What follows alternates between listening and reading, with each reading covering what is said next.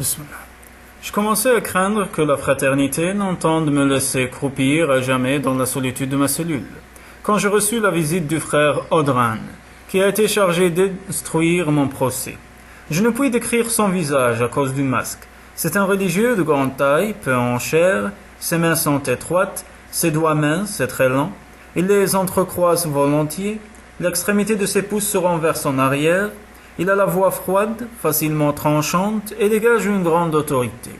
S'il est sujet à la colère, il le cache aussi bien que moi, et même mieux, compte tenu du masque. J'ai ressenti au premier contact une immédiate antipathie.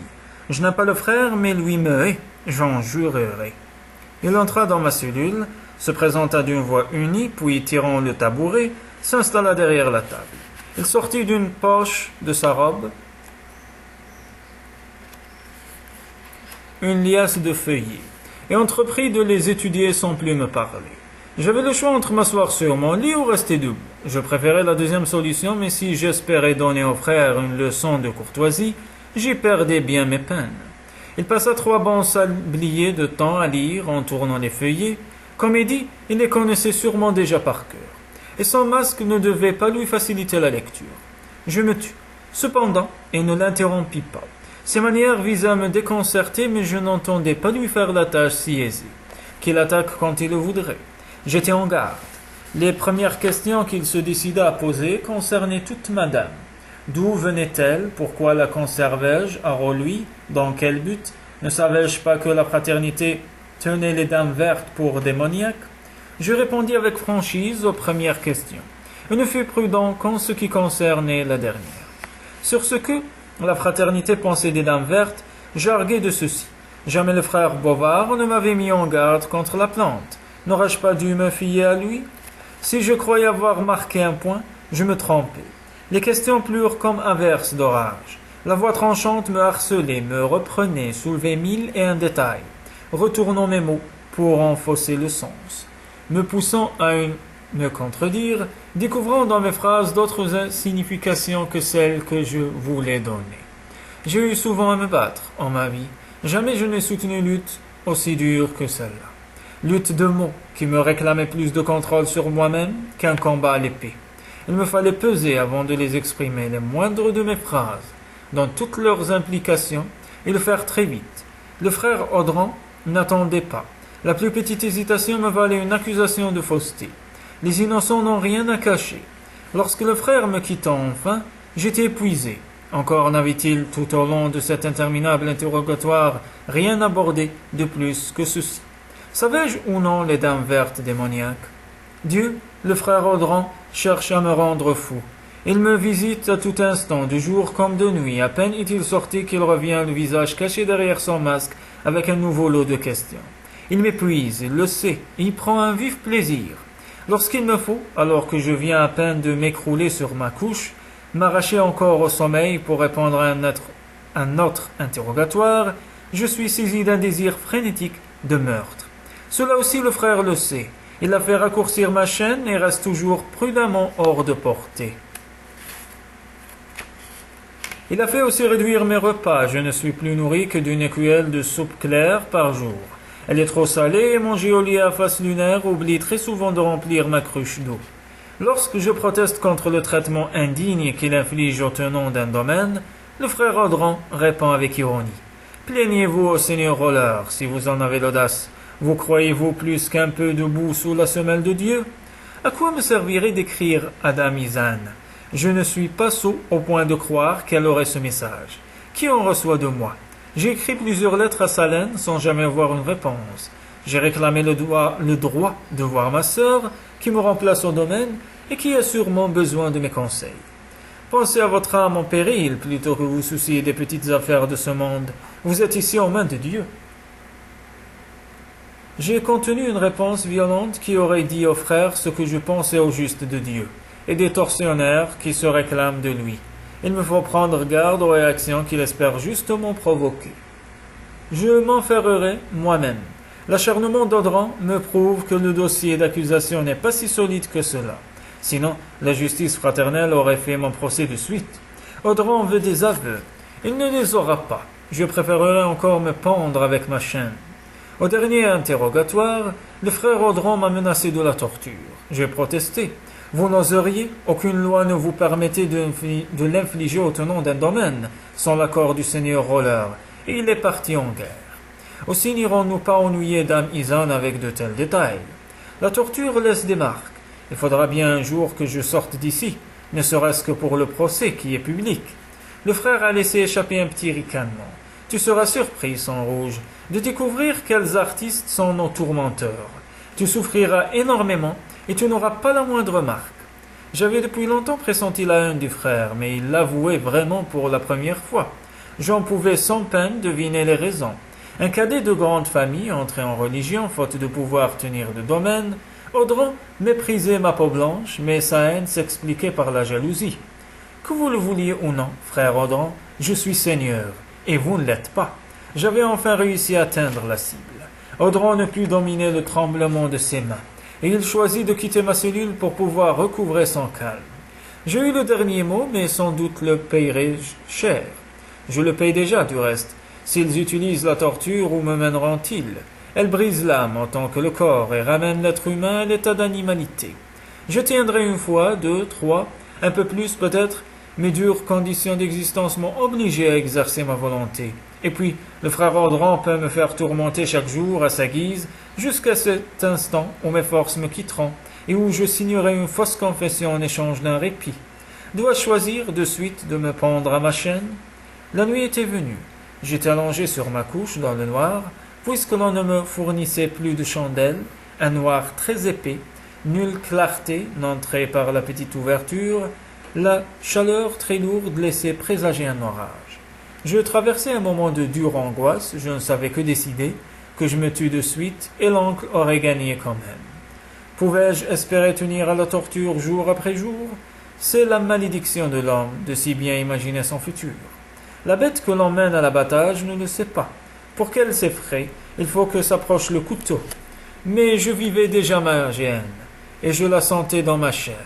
Je connaissais le goût du frère Audran pour les harcèlements nocturnes, nul doute qu'il ne se présente bientôt. Ce fut peut-être cette angoisse où je me débattais qui ouvrit à nouveau une brèche en mon esprit. J'entendis madame, très clairement. Gélal, ils viendront te chercher très bientôt, ils retireront ce collier de ton cou. Tente la chance de fuir. Je t'aiderai. Au premier étage, à gauche du palier, tu verras une porte marquée d'une croix. Prends. Le message fut coupé. Une porte marquée d'une croix, prends. Prends quoi? Mais peu importe, madame avait raison. Sans la chaîne, j'aurais une chance à risquer, et j'allais la tenter. Mieux valait une tentative suicidaire qu'un suicide sans nul espoir. Je ne savais si j'avais vraiment entendu madame, ou si je l'avais imaginé. De toute façon, la solution qu'elle suggérait était bonne. Jusque-là, je n'avais pas envisagé cette possibilité. Jamais le collier n'avait quitté mon cou, mais qu'il le retire, et sans doute le retirerait-il, en effet, pour me conduire à un lieu plus commode où il disposerait d'utiles instruments. Le silence nocturne qui régnait sur le couvent me permit d'entendre leurs pas de loin. Forcer la chance, je tirai à tâtons mes feuillets d'archives de leur cachette et les mis dans ma poche. Qu'ils les trouvent. Sur mon cadavre ne me gênerait nullement, et je n'avais pas l'intention de survivre à ma tentative si elle devait échouer. Je les contraindrais bien à me tuer. Audran s'était fait accompagner par des hommes en armes, mais ma cellule était petite. Il n'en entra que 2. Les 2 autres restèrent dans le couloir. Ils n'entendirent pas prendre de risque avant de me libérer de mon collier. Ils me lièrent les mains dans le dos. Sans doute avaient-ils l'expérience de réactions désespérées chez leurs prisonniers. Mais je n'avais pas escompté garder les mains libres. Je ne m'attendis pas. À peine mon cou fut-il dégagé du collier que je frappai de la tête dans le menton de l'homme qui se penchait sur moi. En même temps, je le projetai de l'épaule sur le deuxième homme. La chance me servit. Celui que j'avais attaqué s'embrocha sur l'épée de l'autre. J'étais déjà sur le bon frère Audran. Le coup de pied qu'il reçut dans les parties nobles lui arracha un couinement de veille saignée. Il s'écroula. J'avais eu de grandes inquiétudes concernant les suivants, qui attendaient devant ma cellule. Logiquement, ils auraient eu tout le temps de réagir. Mais un miracle eut lieu. Lorsque je franchis la porte, je les trouvai hébétés, le regard vague et comme perdus en un rêve. Je ne m'attardai pas à chercher les raisons de cette paralysie, je les frappai de mes pieds l'un et l'autre, assez durement pour qu'ils s'effondrent. Je courais dans le couloir, dans mon dos, une voix hurlait des appels à l'aide, une épée lancée comme un épieu me rasa le bras en entamant ma chair, mais sur le moment je ne le sentis pas. Un frère surgit devant moi, effaré, ne sachant ce qu'il convenait de faire. Il n'était pas armé, je tranchai dans mes hésitations en arrivant sur lui, tête baissée. J'entendis résonner dans mon crâne le choc contre ses dents. Sans doute me dit-il un sourire très ébréché. Je dégringolai les escaliers en sautant les marches. Je me sentais des ailes, l'heure tardive me servait. Malgré les appels à la curée, les bons frères ne s'éveillaient pas vite.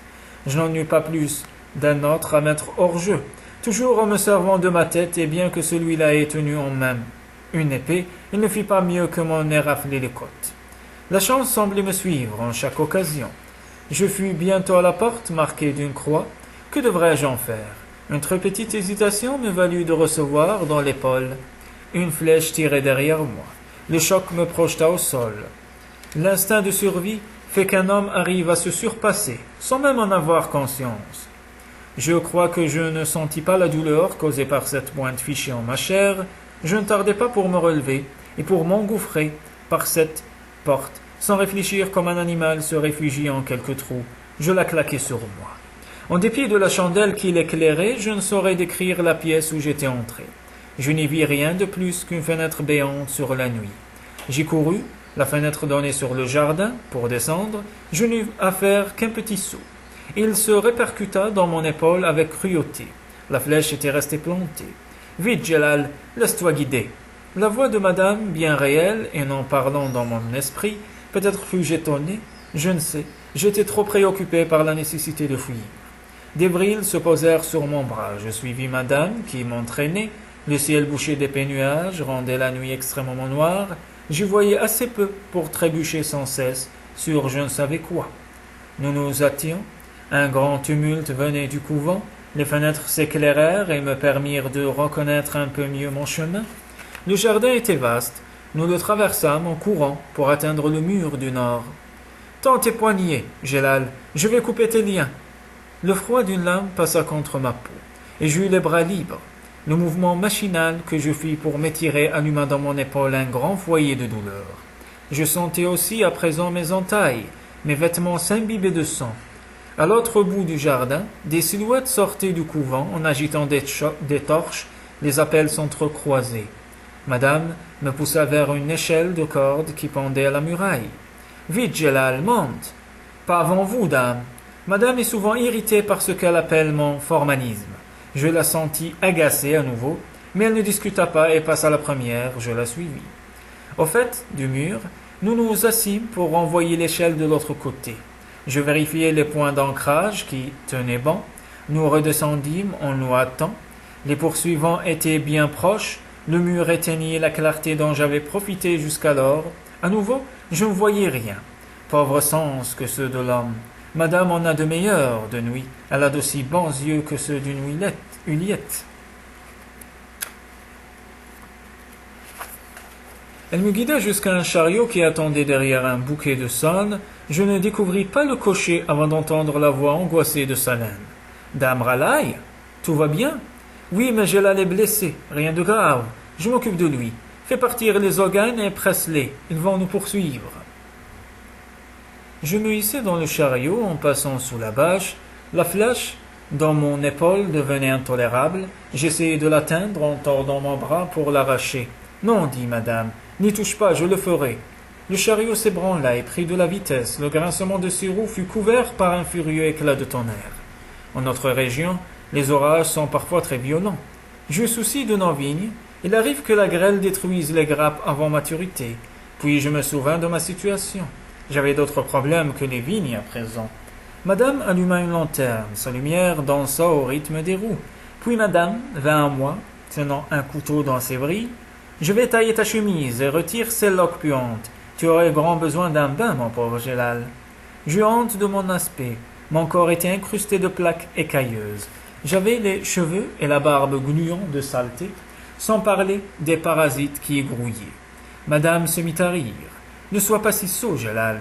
Tu es sale, c'est un fait, mais crois-tu que je cesserai de t'aimer pour si peu ?» J'en reçus un petit choc. Jamais madame n'avait prononcé ce genre de mots. M'aimait-elle? Mais bien sûr, sinon que ferais-je ici à me tourmenter pour toi? Tourne-toi et tiens bon, je vais arracher cette flèche.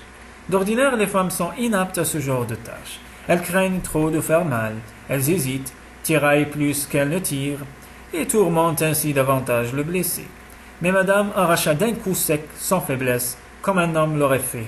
Je m'arrangeai pour ne pas geindre et pour surmonter les vertiges qui me vinrent. La suite des soins ne fut pas non plus bien agréable.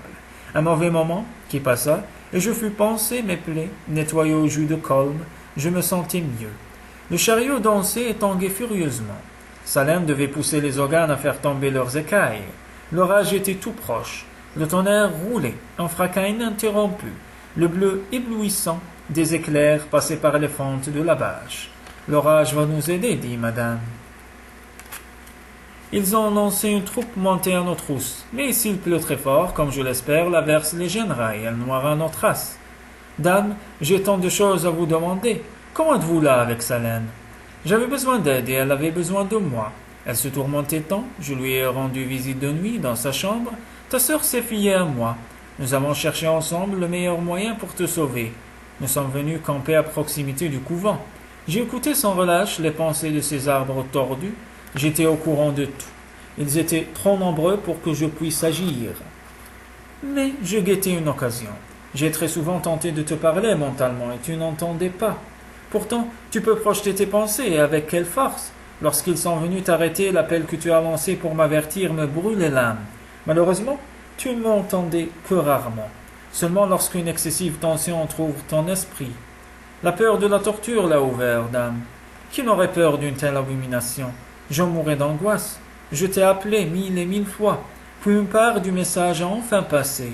J'ai surveillé ta fuite et je t'ai aidé. De quelle façon, dame? Nous pouvons projeter dans l'esprit des hommes des hallucinations. À plusieurs, nous aurions pu paralyser tous les frères de ce couvent. Mais j'étais seul, hélas. Je n'ai pu neutraliser que ceux qui se trouvaient trop près de toi. Je me souvins de cette hébétude qui semblait avoir saisi les frères que je croisais. Oui, dit madame, j'ai pu détourner leur attention, mais tu as beaucoup fait par toi-même. Ils étaient trop nombreux pour que je les contrôle tous. Ainsi, je n'ai pu empêcher que tu sois blessé. Celui qui avait un arc m'a pris par surprise. Heureusement, il visait bien mal. Les frères ont entraîné aux armes durant leur temps de probation, mais ils ont bien peu l'occasion de s'en servir ensuite. La puissance de la fraternité leur évite d'avoir beaucoup à se battre. J'en suis bien heureuse, sinon ils t'auraient peut-être tué. Ils ne m'avaient pas tué, et j'étais libre, mais pour combien de temps? La fraternité est omniprésente, en Ephra et ailleurs. Son service de messager est si efficace qu'il fait l'admiration de tous. S'ils me rattrapaient de suite, les frères lanceraient un avis de recherche. Et il faudrait aussi compter avec la surveillance, la justice fraternelle, que collaborer avec la justice civile. Où trouverais-je refuge? À Virlan, dit madame, Achel de Virlan, a promis à Salem de te cacher pour l'amitié qui existe entre vous deux domaines. Elle est certaine que son époux le voudrait ainsi. Elle ne te croit pas coupable, Ragnar lui a fait des confidences. Achel ne doute pas que tout vient de ton oncle, qu'elle a toujours détesté. Dieu garde la dame de Virlan pour sa bonté de cœur. L'averse prévue s'abattit soudain, avec une violence à emporter la bâche. L'eau perça vite la toile, nous fûmes bientôt trompés, mais Salem, sans abri sur le siège du cocher, devait souffrir davantage que nous. Je voulus aller la remplacer, ce qui fâcha madame. Reste ici, ta sœur ne fondra pas d'être mouillée. Tu sembles oublier bien facilement tes blessures. Si tu veux qu'elle guérisse, il te faudra être un peu plus raisonnable. Sans doute fus-je heureux d'avoir un prétexte pour demeurer en place. Je ne voulais pas l'avouer ouvertement, mais je ne me sentais guère frais. Madame enroula ses vrilles à mes mains. Prends de la sève. Quelle merveille que ce don, qui m'apporta un soulagement immédiat. Aucune médecine au monde n'aurait pu produire un tel résultat. Je n'entends plus nos poursuivants, dit madame. Ils sont à présent trop éloignés pour que je perçoive leurs pensées. J'espère qu'ils ont perdu la trace. Devais-je en remercier Dieu? Je le fais très souvent, tant l'habitude s'est enracinée en moi. Et cependant, je ne puis croire à son existence.